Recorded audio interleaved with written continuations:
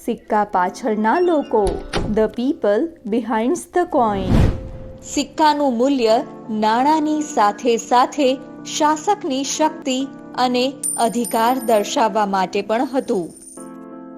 વર્ષોથી અલગ અલગ રાજાઓ અને રાણીઓએ ભારતમાં સિક્કા સાથે પ્રયોગો કર્યા અને તેમની સત્તાનો સંચાર કરવા અને પ્રજા ઉપર અધિકાર જમાવવા માટેના સાધનોમાંના એક તરીકે ઉપયોગ કર્યો હતો.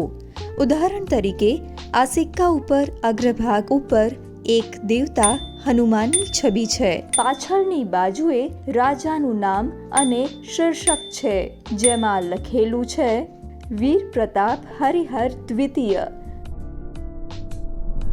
આ સિક્કો વિજયનગર સામ્રાજ્યનો છે, જેણે દક્ષિણ ભારતમાં શાસન કર્યું હતું. પૃષ્ઠ બાજુએ રાજા વીર પ્રતાપ શીર્ષકનો ઉપયોગ કરે છે, જેનો અર્થ છે યોદ્ધા રાજા, અને અગ્રભાગ ઉપર હરિહર, જે હિન્દુ દેવતા હનુમાનમાં શ્રદ્ધા ધરાવે છે, તેમના ઉપર મહત્વ મૂકીને ભગવાન હનુમાનની છબી દર્શાવે છે. આ સિક્કા દ્વારા રાજા હરિહર એ સુનિશ્ચિત કરે છે કે લોકો જાણે કે તે યોદ્ધા અને શક્તિશાળી શાસક હતા. અન્ય એક ઉદાહરણ છે મુગલ સામ્રાજ્યની રાણી નૂરજહાં. તેમના પતિ રાજા જહાંગીરના શાસન દરમિયાન તેમનું નામ અનેક સિક્કા ઉપર આવ્યું હતું. આ દર્શાવે છે કે તે લોકોમાં પ્રખ્યાત રાણી હતી. ભારતમાં અનેક રાણીઓ હોવા છતાં ઘણા ઓછા સિક્કા મહિલા શાસકો દ્વારા બહાર પાડવામાં આવ્યા હોય તેવું જાણવા મળે છે. સૌથી અગ્રેસર રાણીઓમાંની 3 રાણીઓ કે જેઓએ સિક્કા બહાર પાડ્યા હતા તે હતી નાગનિકા, રઝિયા સુલતાન અને નૂરજહાં. હવે એક મજેદાર તથ્ય. નૂરજહાંના સિક્કા ઉપર જે લખાણ છે તે ખરેખર તો એક રાજા દ્વારા તેની રાણીને લખેલું પ્રેમ કાવ્ય છે.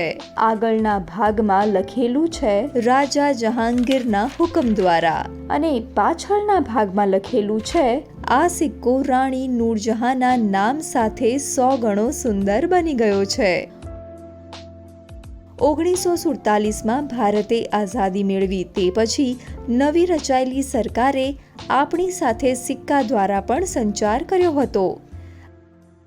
આ 4 સિંહોના પ્રતીકને જુઓ. આ પ્રતીક લગભગ 2500 વર્ષ પહેલા રાજા અશોક દ્વારા એક સ્તંભની ટોચ ઉપર બનાવવામાં આવ્યું હતું.